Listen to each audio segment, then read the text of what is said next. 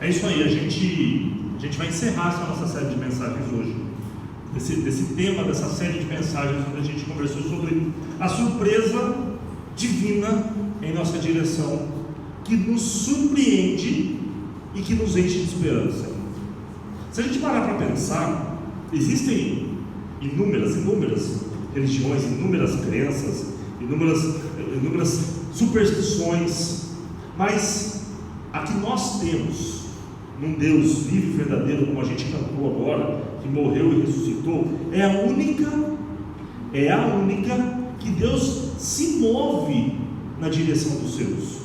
É a única que existe um Deus que caminha na direção dos seus e demonstra por eles. Qualquer outra crença que existe no mundo, existe na verdade uma espécie de barganha. Eu faço algo pro meu Senhor, com letra minúscula, pro meu Deus, com letra minúscula, porque ou eu estou com medo que ele faça alguma coisa, ou eu estou fazendo isso para ganhar alguma outra coisa em troca. Então eu vou lá, eu compro um barquinho, eu encho de presente, empurro no mar, porque isso é uma barganha. Eu estou dando um presente para ganhar outros presentes em troca. Não é porque ele já fez alguma coisa, mas eu estou comprando alguma coisa que venha me dar aí no próximo ano. Então, todas as outras possíveis crenças que existem é baseada nessa troca. Eu dou alguma coisa, eu conquisto alguma coisa através de um ato, e esse meu Deus com letra minúscula me devolve. Quando a gente para pensar no Deus a quem nós estamos servindo, quando a gente para pensar na série de mensagens que nós já conversamos esse mês, puxa, um Deus que baixa ao nível de uma mulher, te pega em ato de adultério, no flagrante, e ainda ele olha para ela e fala assim: como ninguém teve o que te condenar, eu também não te condeno. E aí, além disso, ele diz uma palavra de libertação para ela, dizendo: vá e não peques mais. Essa é uma palavra de libertação, porque o pecado nos escraviza, e Deus dá uma palavra de libertação para ela. Um Deus que vem na direção de pessoas miseráveis como nós somos. Na outra semana, um Deus que usou o apóstolo Paulo para ir na direção de uma mulher, Lídia, vendedora de púrpura, olha, que estava presa no pragmatismo religioso, não fazia nem ideia que ela estava presa. Se não fosse Deus ir na direção dela, talvez ela ficaria presa ali e perdida ad eterno, ficaria presa e perdida eternamente, se não fosse Deus caminhar na direção dela. Na outra semana, Mateus, a gente conversou sobre a semana passada, Levi, cobrador de impostos. Todo mundo olhava para ele e falava assim: esse cara, pessoa de má fama, cobrador de impostos, odiado pelas pessoas daquela região. Vamos pensar, vamos ser sinceros. A frase que eu gosto de usar na sua tela, vamos ser sinceros. Se fosse a gente que tivesse que fazer uma seleção de quem nós escolheríamos, para começar, eu acho que a gente não começaria a lista com uma mulher que foi pega em ato de adultério. A gente possivelmente não faria na lista, não colocaria na lista um cobrador de impostos, ou alguém aqui ora incessantemente para o pessoal do STF se converter. E a minha oração não é muito para conversão, não. Minha oração é para outra coisa, um infarto combinando e talvez resolva, né? Porque isso é só para mostrar a diferença de um Deus que nos surpreende com a sua graça da gente. Nós mesmos possivelmente não escolheríamos aqueles. Nós mesmos possivelmente não escolheríamos nem a nós mesmos, se não fosse a graça de Deus que nos surpreende.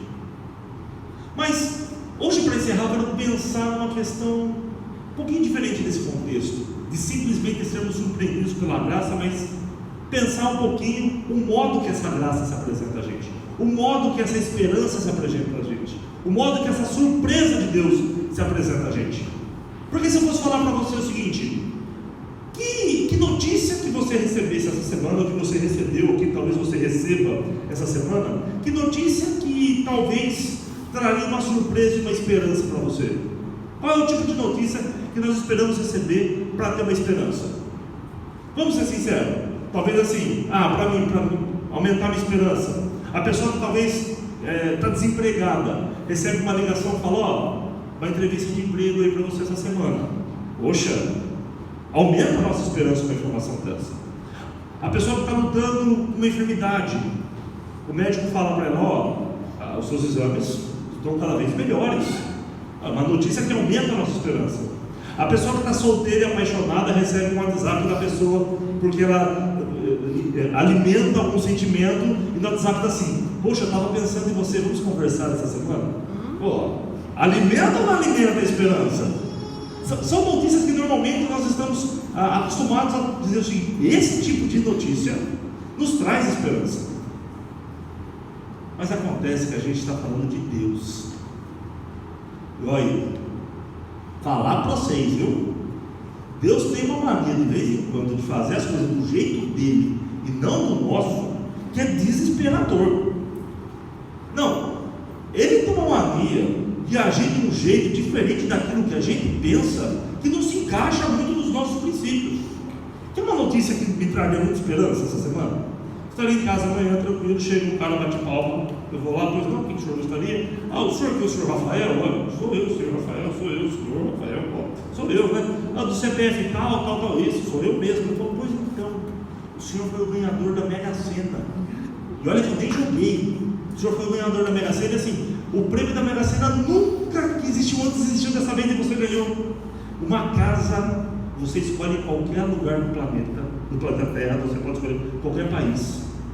Um carro, 100 mil na conta, e ainda um salário vitalício, como em qualquer lugar do país que você pode escolher a casa, um salário vitalício de 10 mil euros. Olha, não é por nada não, mas isso ia trazer uma esperança danada para mim, viu? Ia ser muito bom uma notícia dessa. Mas a gente vai olhar para o texto bíblico hoje, que não foi nem de perto com notícias boas que Deus surpreendeu os seus com a esperança. Não foi nem de perto com aquilo que ele planejava que Deus o surpreendeu com a esperança.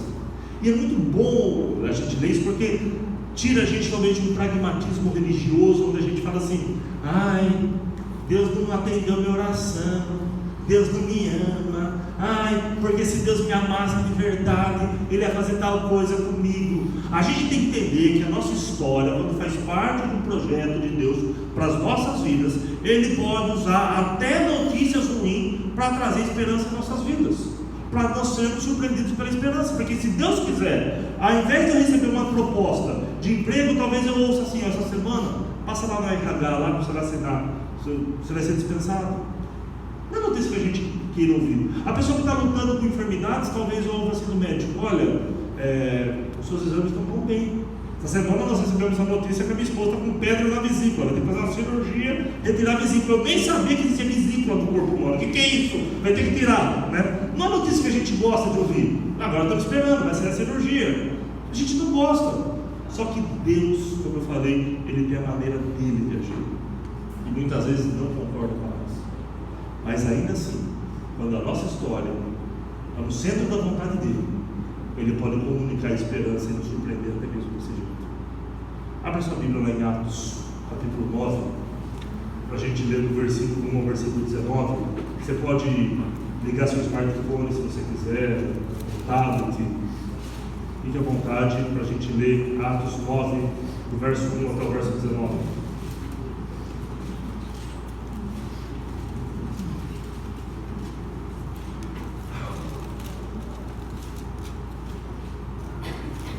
Atos 9, do verso 1 até o verso 19, diz o seguinte: enquanto isso, Saulo não parava de ameaçar de morte os seguidores do Senhor Jesus.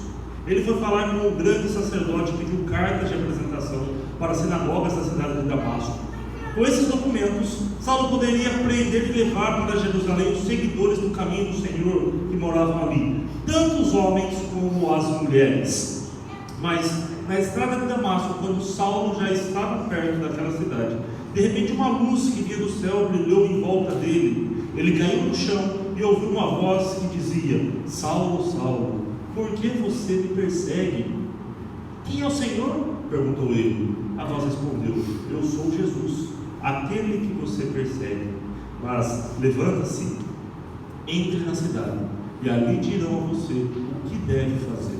Os homens que estavam viajando com Saulo ficaram parados sem poder dizer nada. Eles ouviram a voz, mas não viram ninguém. Saulo se levantou do chão e abriu os olhos, mas não podia ver nada. Então eles o pegaram pela mão e o levaram para Damasco. Ele ficou 3 dias sem poder ver. Durante esses dias não comeu, nem bebeu nada. Em Damasco morava um seguidor de Jesus chamado Ananias. Ele teve uma visão e nela apareceu o Senhor chamando: Ananias. Respondeu ele: aqui estou, Senhor. E o Senhor lhe disse: apronte-se e vá até a casa de Judas, da rua direita, e procure um homem chamado Saulo, da cidade de Tarso. Ele está orando e teve uma visão. Nele apareceu um homem chamado Ananias, que entrou e pôs as mãos sobre ele, a fim de que ele pudesse ver de novo. Ananias respondeu: Senhor, muita gente tem me falado a respeito desse homem, de todas as maldades que ele fez em Jerusalém, com os que creem no Senhor. E agora ele vem aqui a Damasco com a autorização dos chefes dos sacerdotes para prender todos os que te adoram. Mas o Senhor disse a Ananias: vá, pois escolhi esse homem para trabalhar para mim, a fim de que ele anuncie o meu nome aos não-judeus, aos reis e ao povo de Israel. Eu mesmo vou mostrar a Saulo tudo o que ele terá de sofrer por minha causa. Então Ananias foi, entrou na casa de Judas, pôs as mãos sobre Saulo e disse: Saulo, meu irmão, o Senhor que me mandou aqui é o mesmo Jesus que você viu na estrada de Damasco. Ele me mandou para que você veja de novo e fique cheio do Espírito Santo. No mesmo instante, umas coisas parecidas com escamas caíram dos olhos de Saulo, e ele pôde ver de novo. Ele se levantou e foi batizado. Depois ele comeu alguma coisa, ficou forte como antes. Esse texto é a narrativa muito famosa da conversão de Saulo. Já vamos quebrar um paradigma, o pessoal fala: Deus mudou a vida de Saulo e ele se tornou Paulo. Não, Saulo e Paulo é a mesma coisa, é a versão aramaica, a versão grega do nome dele, não muda nada. O que Deus mudou na vida dele não foi o nome, pelo contrário, Deus mudou muitas outras coisas na vida dele. O texto começa dizendo que Paulo era um perseguidor, e a gente leu na liturgia como esse mesmo Saulo, esse mesmo Paulo havia consentido na morte de Estevão. Como ele participou dessa morte, pelo contrário, ele foi um dos autores dessa morte, permitindo que ela acontecesse. E ele continuava o trabalho dele, acreditando que esse trabalho era um trabalho em prol de Deus. Ele estava trabalhando em favor de Deus, trabalhando para a obra de Deus, matando aqueles homens que estavam com essa nova doutrina, esse novo ensinamento, um tanto quanto absurdo, falar com Jesus. E a história conta que Paulo, munido em suas mãos de cartas do grande sacerdote, agora com essas cartas, ele podia entrar na sinagoga, fazer uma perseguição religiosa com essas cartas. E o texto diz claramente que a ideia dele era pegar cristãos ali, levar de volta para Jerusalém, para que ali eles fossem julgados e assim levassem eles à prisão e até mesmo à morte. Esse é o contexto. O texto vai dizendo que Paulo então sobe para Damasco. No caminho para Damasco, uma grande luz aparece. Paulo cai no chão e começa a questionar o que estava acontecendo. Uma grande voz fala com Saulo, e Saulo, perdido, não entendendo o que está acontecendo, no versículo 5, ele pergunta: quem é o Senhor? Saulo faz essa pergunta, e o que nos chama a atenção é o que essa voz responde. A voz responde o seguinte: eu sou Jesus, aquele que você persegue. Peraí, será que eu li errado no começo? A gente vai ter que ler de novo o começo do capítulo 9, porque o começo do capítulo 9 está dizendo que na verdade Saulo estava perseguindo os cristãos. E agora Jesus, quando vai se apresentar para Saulo, ou quando vai chamar a atenção para Saulo: Saulo, por que você me persegue? Quando ele pergunta quem está falando, ele fala assim: Jesus, aquele a quem você está perseguindo. Mas peraí, interessante, mas não eram os cristãos? Como que agora é Jesus? Interessante essa posição que Jesus se coloca. Jesus está dizendo assim: não, mexeu com eles, mexeu com a obra que eles têm para fazer, na verdade, mexeu comigo.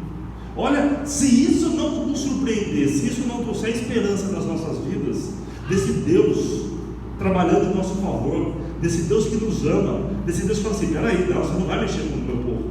Quando o meu povo estiver fazendo trabalho para engrandecimento no nome de Deus, mexeu com eles, mexeu com o cristão, mexeu com Cristo. Eu vou tentar ilustrar isso mais ou menos de uma forma bem simples. Você se lembra quando a gente estudava? Pelo menos essa era a minha realidade. Quando estava assim, 5ª, 6ª, 7ª série, 8ª série, aquela fase da adolescência, de descoberta, da hombridade, né? Na minha época de escola não tinha esse negócio de bullying. Apelido, eu com uma cabecinha pequenininha como eu tenho, nossa, apelido tinha de monte. Era jacas, capacete, caixa d'água, apelido, e não tinha como ficar bravo. Então assim, negócio de zoar um outro era muita bagunça, muita zoeira, e não tinha jeito. O negócio era você se conformar e aguentar a zoeira. Porém, tinha um código secreto para a briga. Você não podia dizer aquilo, se dissesse aquilo, virava briga. O que é? Xingou a mãe. Aí não! E é impressionante. Pode estar duas pessoas, eu e o Abraão só, mas ninguém. Se um ofende a mãe do outro, do nada, brota 17 moleques da terra, do nada começa o louco, xingou a mãe, aí não pode. Aí o pessoal começa assim, tem que brigar. Aí começa assim, vai ter briga, né? Já começa a avisar a escola inteira que vai ter briga, já começa todo mundo esperar, termina a aula, sai todo mundo correndo lá para fora da escola, fica todo mundo esperando. O pessoal nem sabe quem vai brigar, mas vai ter briga. Todo mundo na escola ficou sabendo que vai ter briga, porque pode fazer qualquer coisa, mas não bota a mãe no meio. Se botou a mãe no meio, acabou, vai ter briga. E se não tivesse briga, o pessoal já sente mais calmo, não vou brigar. O pessoal, ô louco, você não vai brigar, xingou a mãe, porque se fosse com a minha, eu jamais aceitava um negócio desse. E começa aquele fuzuê, porque pode mexer com tudo.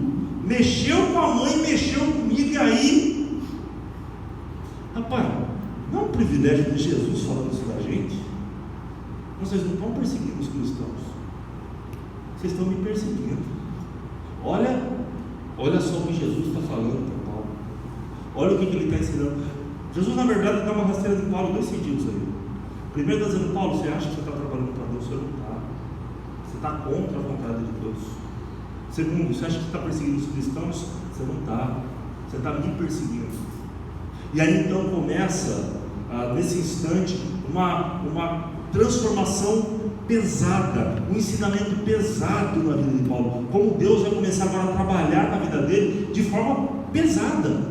Mas como isso vai servir, na verdade, para Deus trazer uma esperança, um renovo, uma vida diferente para Saulo. Olha só o que acontece quando a ordem para ele entre na cidade de Damasco. Aí o texto vai dizer que Saulo então se levantou do chão, abriu os olhos, mas não podia ver nada. E agora, olha como a história de Paulo muda. Eles então pegaram pela mão e o levaram para Damasco. Olha como Deus está quebrando o orgulho de Paulo aqui. Paulo era um cara que estava acostumado a não só decidir tudo o que ele ia fazer, mas além disso, a dar ordens, e pessoas trabalhavam para ele. Pessoas obedeciam às ordens que Paulo estava dando. Agora Paulo é incapaz de dar o próximo passo sozinho. Alguém tem que pegar na mão dele e mostrar o caminho.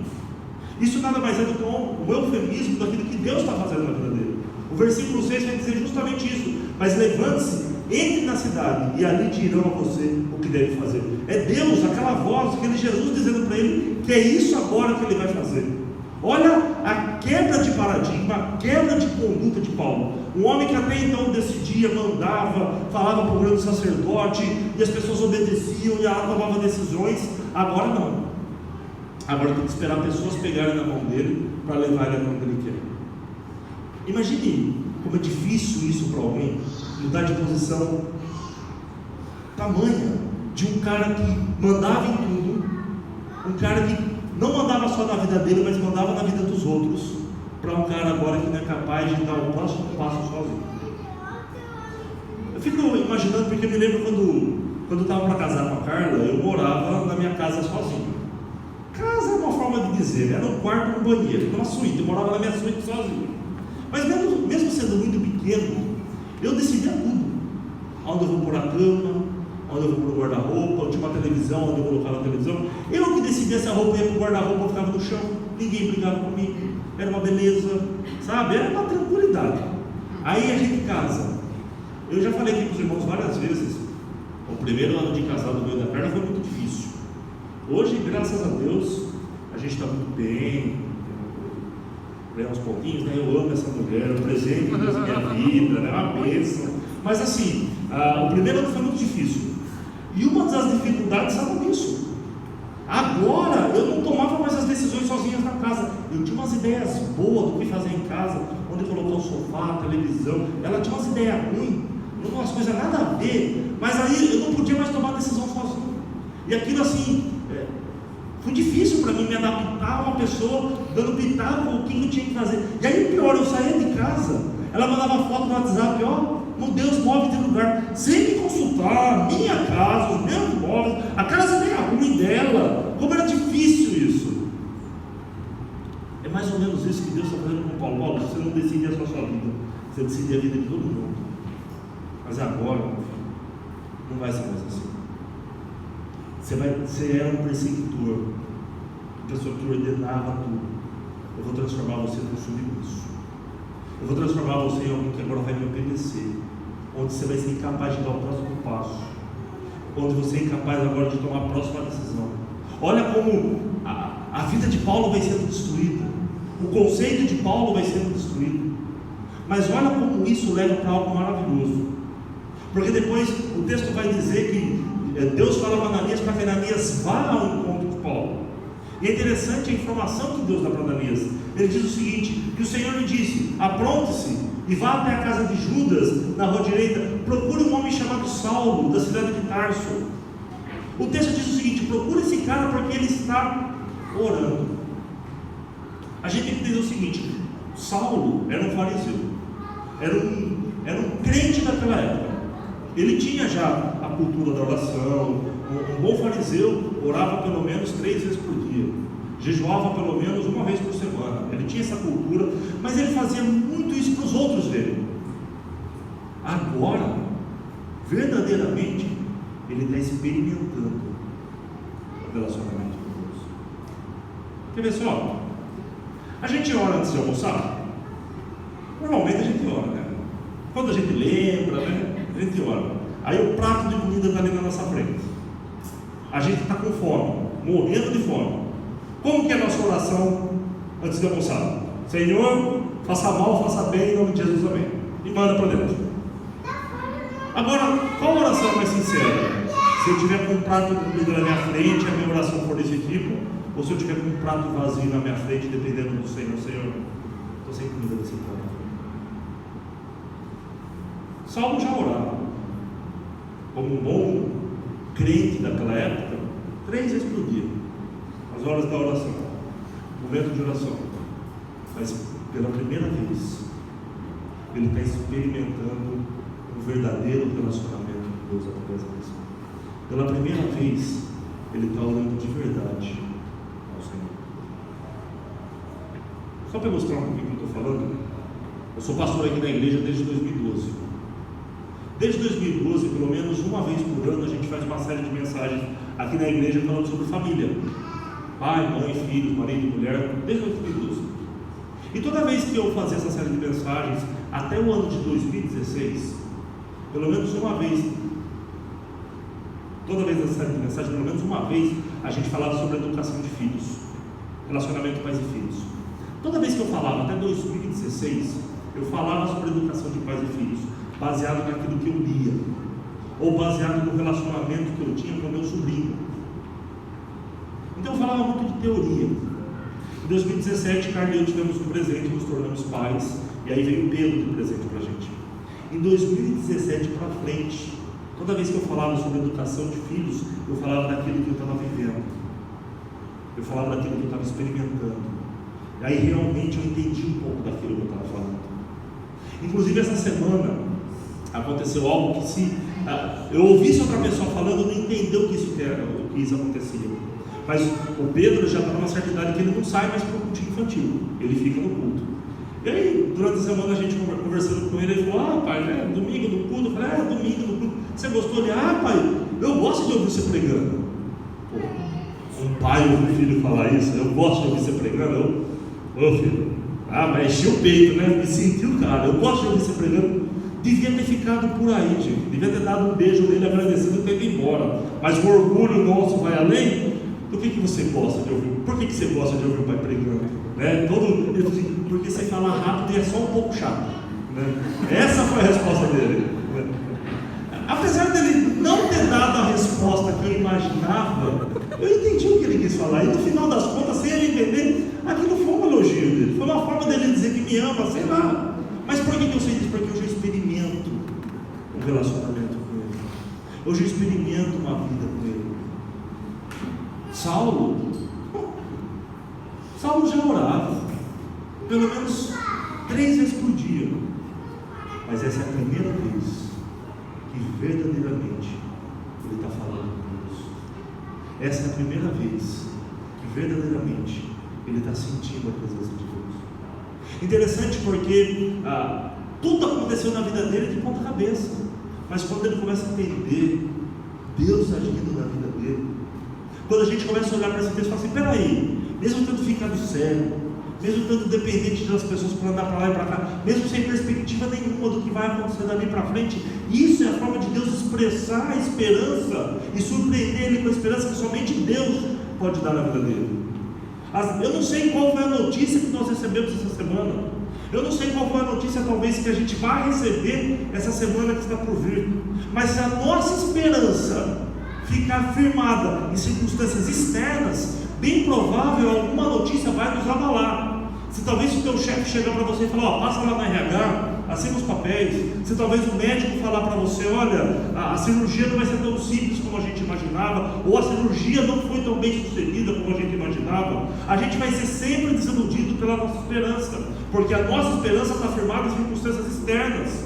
Se a esperança de Paulo dali para frente continuasse firmado em perspectivas externas, ele seria frustrado. Mas esse texto mostra o que Deus está fazendo com Paulo, derrubando Paulo, quebrando as perspectivas externas dele. Na verdade está tirando Paulo de um lugar de perseguidor para ser agora um homem que experimenta um verdadeiro relacionamento com Deus pela primeira vez.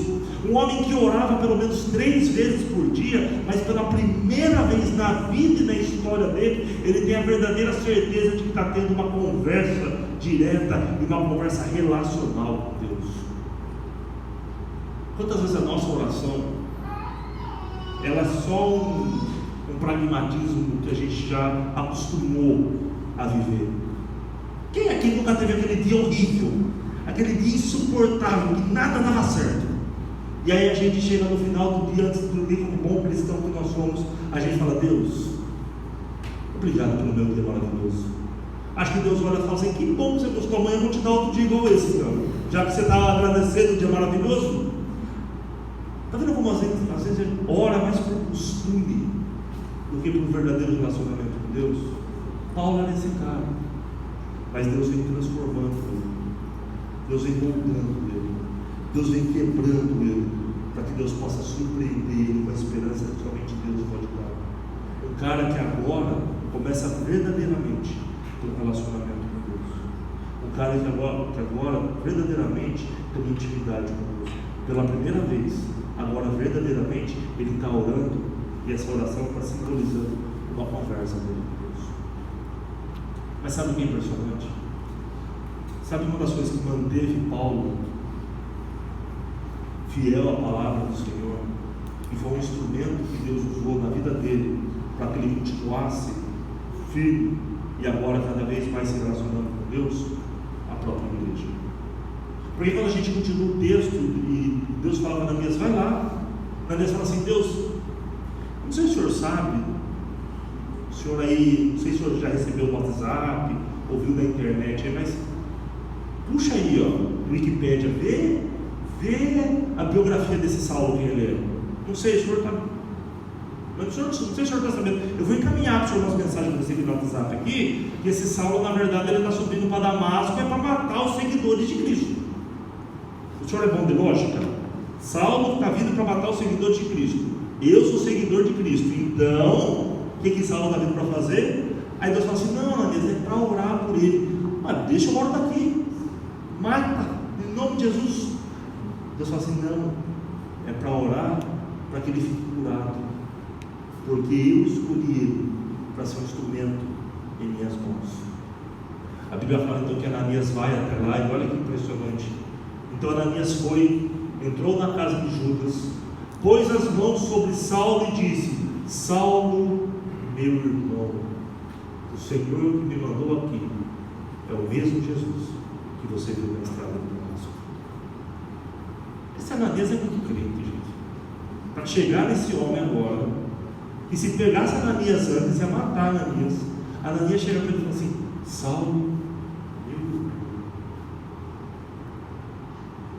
A igreja é um papel fundamental na propagação da esperança que somente Deus pode nos dar. Eu desafio você depois na sua casa, continuar lendo o capítulo 9, adentrar a leitura do capítulo 10, e você vai ver como a igreja foi de fundamental importância na vida de Saulo, para que ela propagasse da vida de Saulo e comunicasse da vida de Saulo essa esperança que somente Deus poderia dar.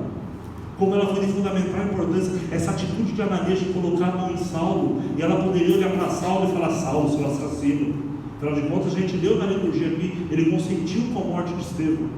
Possivelmente Estevão e Ananias eram parceiros, conheciam um ao outro. Ele poderia julgar Saulo, condenar Saulo, fazer o que quisesse com os seus olhos, mas ele olha para Saulo e fala: Saulo, meu irmão. Conta a história que um jovem chegou para o pastor e falou assim: pastor, sabe, pastor, Deus tem me chamado para fazer missões mundiais. E ele me deu uma revelação assim, que eu não sei como eu não pensei nisso antes. Ele me quer colocar num lugar estratégico. Nesse lugar estratégico vem gente do mundo inteiro ali. Deus me quer colocar ali, para ali eu pregar o evangelho para o mundo inteiro de uma vez só. Pastor, nossa, né? Que maravilha, que jovem de visão. Meu irmão, aonde Deus quer te colocar? Em Orlando, na Disney. Lá vai gente do mundo inteiro, eu vou pregar o evangelho. Às vezes a gente começa a pensar conceito de pregação do evangelho, conceito de missionário, acha que missionário é isso, quando Ananias simplesmente vai na rua direita, próximo à casa dele, encontra um homem perdido, coloca a mão no ombro dele e chama ele de irmão. Eu desafio os irmãos a entrarem no Facebook. Tem uma página do Facebook chamada Fé na Estrada, uma página administrada por um pessoal de Bauru. Ali tem algumas fotos do projeto Fé na Estrada de evangelismo para caminhoneiros. No grupo de fotos que está o pessoal de Pirassununga, a gente de Pirassununga fazendo esse projeto, tem um testemunho de um caminhoneiro ali. Ele compartilhou um testemunho dizendo o seguinte: olha, eu sou caminhoneiro há muitos anos. Eu cansei de receber proposta de drogas, de prostituição e de tudo mais. Aí ele diz o seguinte: mas aqui em Pirassununga Deus enviou uma luz, enviou 2 jovens que chegaram até mim e trouxeram um presente, que é a Bíblia. E aí ele fala da gratidão que ele tem de Deus, porque aqueles homens levaram uma Bíblia para ele. Aqui, no posto Pica-Pau. Eu nunca acerto no posto Pica-Pau.